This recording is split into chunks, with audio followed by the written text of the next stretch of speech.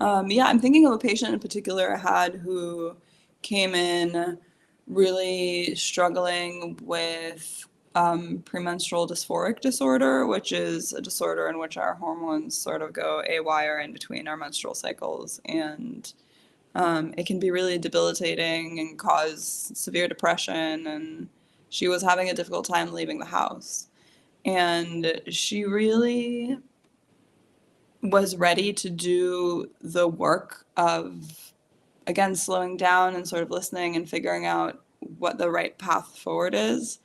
But she deeply needed accompaniment and to be seen and to be heard for her experience, because, and I think this is often the case in my world of East Asian medicine, when people get frustrated with the world of Western medicine, which provides us with so many helpful solutions when it can, when it can't, I think people often feel dismissed and they come into our clinic. And this particular patient had been told that she was bipolar.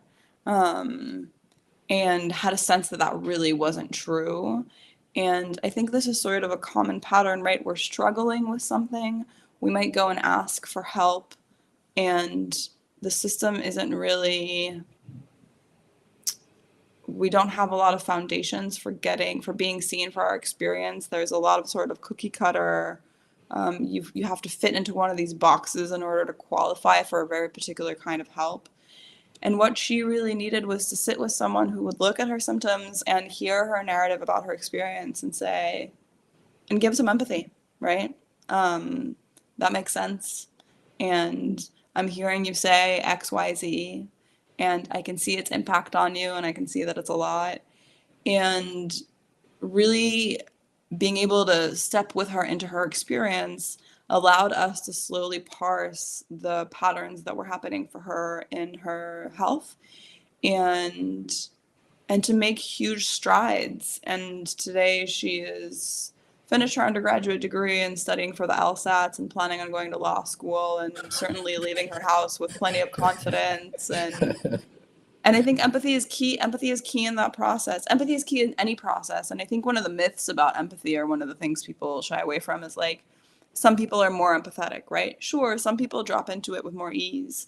And empathy is a skill that any human being can build. And I in my life have spent so many hours in classes and practice building the capacity to give empathy and to feel empathy. And it's something that I strongly encourage people to do, and something that I think really comes into fostering community at work and allowing for better management, is helping people develop the skill to give empathy and giving people empathy. They say the number one secret to giving empathy is getting empathy, right? So like, we can't really drop in with someone. Often it's hard to really drop in with someone if we ourselves are sitting on something where we're really not feeling seen. Yeah, so that patient and her great success comes to mind for empathy for the win.